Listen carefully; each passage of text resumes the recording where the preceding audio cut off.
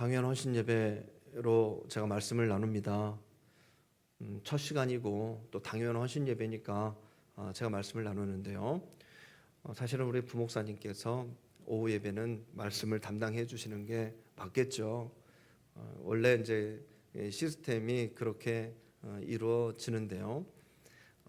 오늘 제가 나누는 이 헌신 예배의 말씀이 제 욕심으로는 2026년 바로 이 자리에서 이루어지는 모든 우리 부서와 기관의 헌신 예배의 시작인데 그것까지도 다 가늠하고 그것까지도 채워갈 수 있고 그것까지도 모자라지 않게 하나님의 말씀으로 막 결단하게 되고 넘치게 담을 수 있는 은혜와 축복이 있기를 저는 바랍니다. 아멘. 저는 이제 얼마나 오후 예배 때 3부 예배 때 말씀 증거를 할지는 모르겠지만 또 부목사님께서 주실 귀한 은혜가 있겠지만 그래도 이 시간의 욕심은 그렇습니다. 나머지 51주의 모든 시간을 다 끌어 와가지고 다 담아도 남을 만한 귀한 깨달음의 시간이 있기를 바라는데요. 우리 성도님들 근데 또 다 아는 말씀이네요. 오전처럼 이 말씀을 통해서 또 귀한 특별한 은혜를 받으시기를 바랍니다. 저는 교회를 다닌 것 말고 사역한 거 말고 다닌 건물로 해서는 굉장한 시간을 교회에 이렇게 몸을 담았습니다. 그런데 교회 사역도 꽤 오래 했습니다. 교회를 왔다 갔다 한 것 빼고도 교회를 해서 무슨 섬기는 직을 한 것은 저 고등학교 때부터 일을 했기 때문에 그때부터 주일학교 설교를 했어요. 제가 고등학교 때. 그렇게 본다면 30년 훨씬 넘었는데요. 그간 교회 생활을 하면서 좋은 일도 참 많았고 안 좋은 일들도 굉장히 많이 있었습니다. 근데 지금 다 지났잖아요. 지나고 보니까 그런 모든 일들이 다 저에게 조금이라도 성숙하게 하는 사건들이 되어버린 거예요. 지나고 보니까. 그런 여러 가지 일들을 경험하면서 지금 한박교회 사역을 하고 있습니다. 한박교회에 온 지가 이제 1년이 되어 갑니다. 2월 달이 되면 만 1년이 됩니다. 다음 주 공동의회를 할 텐데요. 지난 2025년 예배에 참여했던 우리 성도님들 지금 여기 앉아 계시죠? 한 해 결산을 해보셨을 겁니다. 성도님들의 삶의 결산, 성도님들의 사회적인 어떤 여러 가지 사업과 직장의 결산, 건강의 결산, 또 자녀들의 결산을 해보셨을 거예요. 다음 주에 우리 교회도 결산에 대한 부분을 우리 성도님들하고 나누어 가겠죠. 성도님들의 인원이 제가 처음에 왔을 때보다는 정말 조금이라도 상승했던 것은 사실인가요? 네, 사실입니다. 그렇다면 성도님들이 조금이라도 상승을 했으니까 인원수가 그러면 예산은 어떨지 모르겠네요. 예산은 조금이라도 상승을 했을까요, 장로님? 정확하십니까? 네, 거짓말 안 하시는 분이니까 예산도 그러면 조금 상승했다는 것은 수치상 사실일 겁니다. 아직 우리 송구영신 예배에 대한 결산은 제가 받지 않았지만 부활절, 추수감사절, 성탄절 이렇게 큰 행사들도 있고요. 그 외에 예산도 있는데 다 조금씩이라도 다 오버를 했더라고요. 넘었더라고요. 결산이 많다는 것은 성도님들께서 이 교회가 세운 예산보다 헌금을 더 하셨다는 거죠. 쉬운 얘기입니다. 어렵지 않은 얘기입니다. 교회에서는 예산을 세우는데 얼마간의 예산을 세우는데 결산이 그거보다 많이 되었다라는 것은 기본적으로 성도님들이 단지 얼마라도 헌금을 더 하셨다는 거예요. 혹시 헌금을 더 하셔가지고 작년보다 2024년보다 2025년 헌금을 내가 더 해가지고 혹시 망한 가정이 있을까요? 이게? 알려주세요. 어떻게든 제가 갚아드리려고 여쭤보는 거예요. 없으시면 다행입니다. 참 다행이에요. 굉장히 다행입니다. 그게 목사의 마음입니다. 목사의 마음이에요. 목사의 마음은요, 성도님들이 그렇게 하나님과 교회에 헌신하면서 오히려 그렇게 땀을 흘리신 것만큼보다도 더 큰 하늘의 축복과 하늘의 기쁨의 삶이 충만하시기를 바라는 거예요. 2025년도 성도님들 뭐 교회의 예산이야 그렇다 치더라도 성도님들의 삶의 기쁨이 2024년보다 2025년이 훨씬 더 기쁘고 재미있으시고 신나셨기를 바랍니다. 아멘.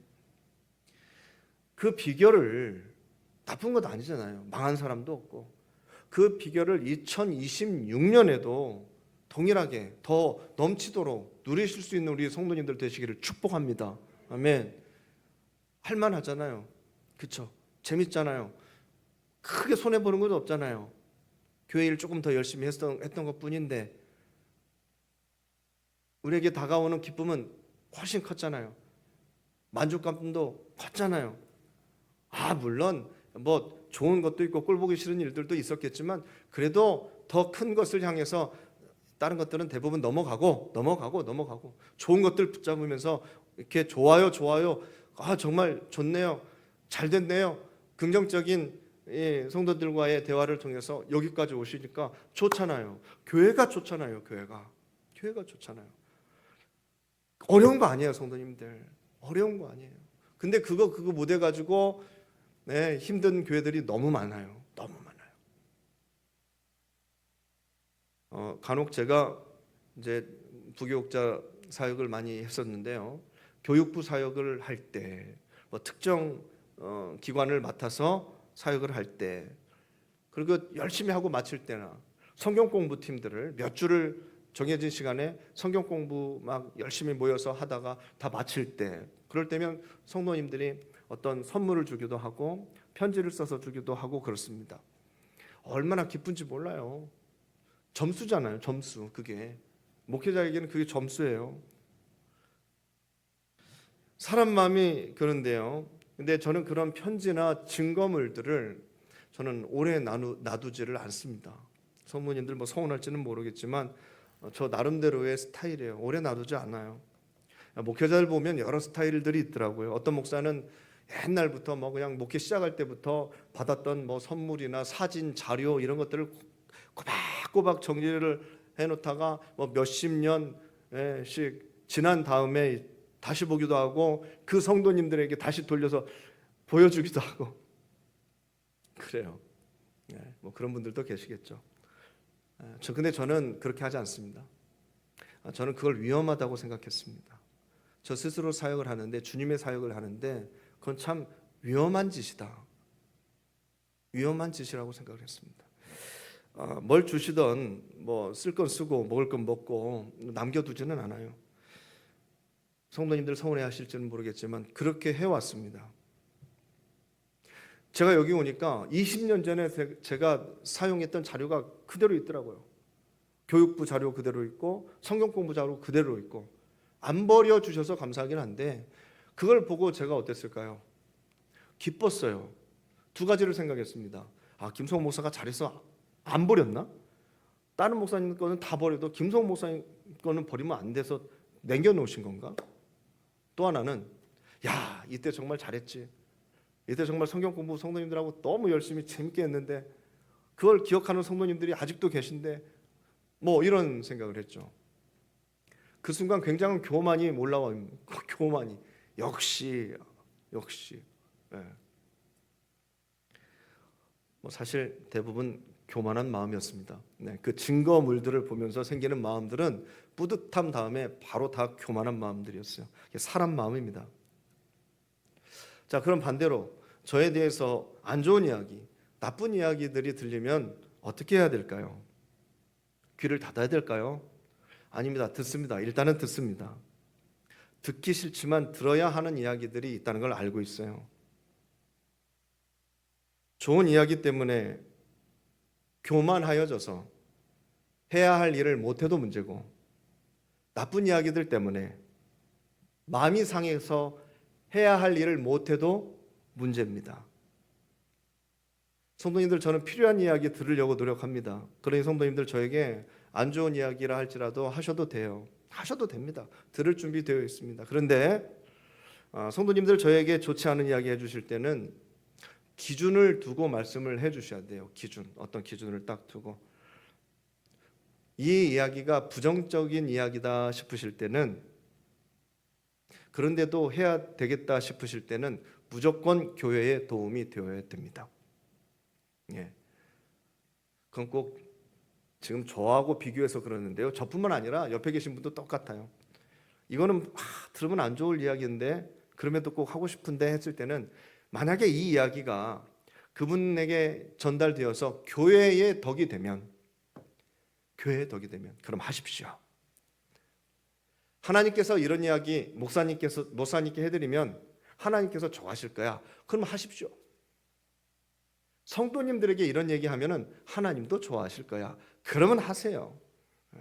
그런데 그렇지 않고 자신의 입장을 변호하는 이야기나 다른 사람들 끌어들여 가지고 이렇다더라 저렇다더라 하는 이야기는 절대로 하시면 안 됩니다. 마음에 지금 딱 담으세요. 절대로 하지 마세요. 돌려서도 하지 마세요. 그거는 저나 다른 분들에게도 하시면 안 돼요. 이단들이 하는 짓이에요. 이단들이. 아직 우리 교회는 그런 분들 안 계십니다. 네, 제가 1년 동안 보니까 그런 분들 한 분도 안 계세요. 너무 편안하고 은혜가 넘치는 교회예요. 너무 좋은 교회예요. 좀 뭐 서운한 일이 있어도 참고 넘어가 주시는 분은 제가 봤어도 막 가서 따지고 막 그냥 당신 뭐라고 했어 하시는 분 아직 한 번도 못 봤어요. 우리 교회 같은 교회 많지 않습니다, 성도님들. 참 좋은 교회예요. 한박교회 참 좋은 교회예요. 좋은 교회니까 제가 지금 이런 이야기 하는 거예요. 만약에 문제가 있으면 제가 이런 얘기 못 합니다. 다 시험 드실 거예요, 아마. 나 들으라고 하는 얘기인가? 목사님 뭔 일이 있나? 뭐 이렇게 생각, 절대 그런 거 없습니다. 편안하니까 연초에 이런 말을 드리는 거예요. 사람들의 평가가 두렵죠. 목회자도 마찬가지입니다. 두렵습니다. 그런데 성도님들이나 저나 우리는 하나님을 믿는 사람들입니다. 하나님을 믿겠다고 여기 와서 앉아 있는 우리들, 그러면 사람의 평가보다 누구의 평가가 더 두려워야 돼요? 하나님의 평가가 더 두려워야 돼요. 사람들의 평가보다 하나님의 평가 앞에서 사역을 감당하고 일을 하고 말을 하고 사역을 할 수 있는 우리 성도님들 되시기를 바랍니다. 그 맨 앞에 우리 장로님들, 서 계시기를 바라요. 일어나 써 있잖아요. 일어나. 장로님들이 맨 먼저 일어나셔야 돼. 장로님들이 일어나지 않고 다른 분들만 일어나시면은 결국은 질서가 흐트러져서 나중에는 무너져요. 어떻게든 장로님들이 앞장서야 돼요. 그렇게 하기로 서약하셨잖아요. 저도 마찬가지고. 저도 여기 일하러 왔어요. 맞잖아요. 놀러 온 거 아니에요. 일하러 왔어요. 제가 일만 잘하면 저는 된다고 생각해요. 혹시 성도님들 마음에 안 드셔도 그래도 일은 잘하잖아. 그러면 된 거라고 생각해요. 여기가 뭐 예를 들어서 저기 키즈 카페도 아니고 그렇잖아요. 어린이집도 아니고 또 뭐 노인 복지센터도 아니에요. 여기 교회잖아요. 교회. 하나님의 일 열심히, 우리 전수아님들, 우리 부목사님 하나님의 일 열심히 하면 돼요. 뭐 여기서 결혼도 하면 더 좋겠죠.만은 결혼하러 온 건 아니잖아요. 그 말이에요. 결혼하러 온 건 아니잖아. 주님의 일 열심히 하면 돼. 그 외에 이러쿵저러쿵 뭐 할 게 없다는 얘기죠. 원로 장로님들 마찬가지입니다. 우리 원로 장로님들 하실 수 있는 사역들 하시기를 바랍니다. 하나님의 일에 은퇴는 없습니다. 저도 할 수 있는 대로 하나님 일 열심히 하다가 갈 거예요. 뭐 어디를 가든 아니면 하늘나라를 가든 그냥 하나님의 일 열심히 하다 갈 겁니다. 사랑하는 성도님들, 그래서 하나님을 두려워하시기를 바랍니다. 그럼 하나님을 두려워하면 누가 무섭지 않을까요? 사람이 무섭지 않습니다. 사람을 두려워하면 누가 무섭지 않을까요? 하나님이 무섭지 않습니다. 참 이건 그렇게 다르게 가더라고요. 사람들 눈치 보며 사람과 세상을 두려워하면 하나님을 두려워하지 않는 능력이 생겨버려요. 세상을 무서워할 건지 하나님을 무서워할 건지 정확하게 선택하셔서 살아가시기를 바랍니다. 우리 성도님들 다 아시잖아요. 골리앗 앞에 멋지게 싸워서 이긴 다윗처럼 하나님이 무서워서 세상 두려운지 모르고 살아가는 그 능력의 종들이 다 되시기를 축복합니다. 아멘. 하나님 때문에 세상 두렵죠. 세상 무시하는 거 아닙니다. 그런데 하나님이 더 커 보이니까 세상 그까짓 것, 골리앗 그까짓 것 이겨보는 거죠. 이겨보는 거죠. 하나님을 두려워하는 자에게는 골리앗도 이길 수 있는 능력이 주어짐을 믿으시기를 바랍니다. 그 믿음의 주인공이 되셔야 돼요. 일어나, 일어났어 하는 거죠. 가만 앉아서는 아무것도 안 돼요. 일어났어. 오늘 말씀에 한 여인이 나옵니다. 1년 연봉에 해당하는 옥합을 깨뜨려 주님께 드립니다. 쏟아 부어버려요. 주님께 드리는 것은 그 무엇이든 아깝지 않습니다 라는 마음의 표현이 막 묻어나는 행위였어요. 그런데 제자들은 언짢았습니다. 도대체 이게 무슨 짓인지 이해가 되지 않았습니다. 너무 아까웠으니 말이죠. 너무 아까웠으니 단번에 쏟아 부었어요. 단번에. 찔끔찔끔도 아니고 어느 복음송에는 막 깨뜨려 버린 거예요. 촛농으로 다 막아놨는데 그 깨뜨려 버리면 이제 뭐 다 날아가는 상황인데 제자들은 머리가 돌아가요. 그걸로 가난한 사람들 도와주면 얼마나 좋았겠냐 이거예요. 쏟아 부어도 적당히 쏟아붓지. 그런데요, 예수님은 그렇게 생각하지 않으셨습니다. 예수님의 생각이 중요한 거잖아요. 예수님께서는 이 여인에게 굉장한 평가를 하셨어요. 굉장한 평가를. 성도님들, 저는 설교를 통해서 여러 가지 주제를 계속 반복해서 말씀을 드렸습니다. 행복, 관계, 기준, 뭐 이런 것, 그리고 시험, 속지 말 것, 하나님의 평가, 이런 주제의 이야기들을 저는 설교 속에서 많이 드립니다. 그게 제 인생의, 제 신앙의 중요한 모토예요. 목회적인. 성도님들 아실 거예요. 그런 맥락에서 들어본다면, 그런 맥락에서 오늘 말씀을 해석해 본다면 예수님께서 이 여인을 평가했는데요, 점수가 어떻게 돼요? A 플러스예요. A 플러스예요. 한낱 이 여인의 행동 하나로 예수님의 입술에서 나오는 다이렉트로 뭐 걸러서 예수님께서 이렇게 말씀하셨대 이것도 아니고 예수님의 입술에서 바로 나오는 평가가요, A 플러스예요. A 플러스. 이런 평가를 받은 사람이 몇 안 됩니다. 몇 안 돼요. 온 천하의 복음이 전파되는 곳에서는 이 여자의 행한 일도 기억되리라. 온 천하에 앞으로 대대로 성경에 수많은 사람들이 나옵니다. 막 이름이 막 우르르르르르 나오는 곳은요, 이 구약 성경 앞부분, 마태복음 첫 부분 막 누가 누구를 낳고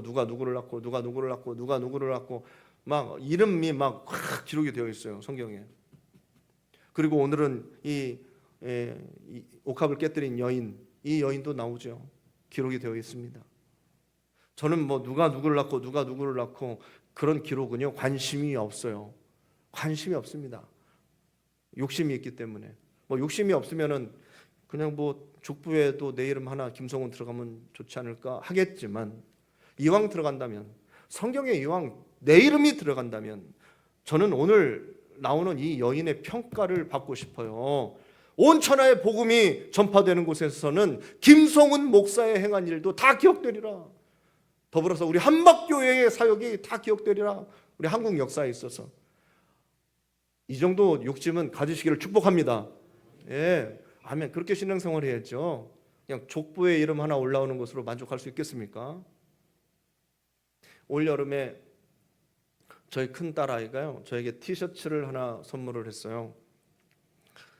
세일하는 데서 샀습니다. 성도님들, 세일하는 데서 엄청난 세일, 아마 50%도 넘었을 거예요.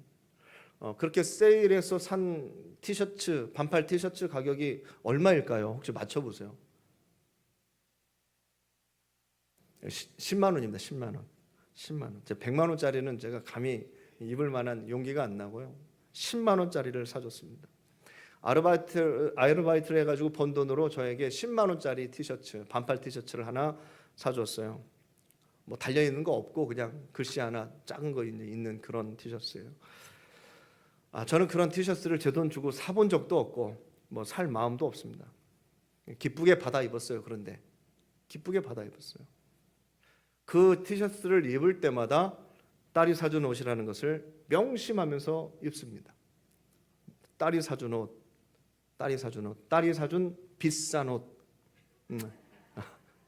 그렇게 하면서 입어요. 입을 때 뭐 그렇게 적어놓지는 않았지만 제가 티셔츠 하나 살 돈이 없어서가 아니라 아빠 입으라고 아르바이트 해가지고 비싼 티셔츠 한 장 사준 그 딸이 좋아서 입습니다. 그래서 입어요. 부모님들은 그 마음을 아실걸요. 전주에 혼자 사시는 어머니가 계십니다. 저희 누님하고 도 잘 연락하고 지내는데 우리 누님께서 어머니에게 냉장고를, 예전 일이에요, 냉장고를 하나 사준다고 했습니다. 냉장고가 좀 고장나가지고 근데 누님이 사준다고 했던 냉장고는 홈쇼핑에서 나오는, TV 홈쇼핑에서 나오는 그런 브랜드는 브랜드인데 그런 냉장고였어요.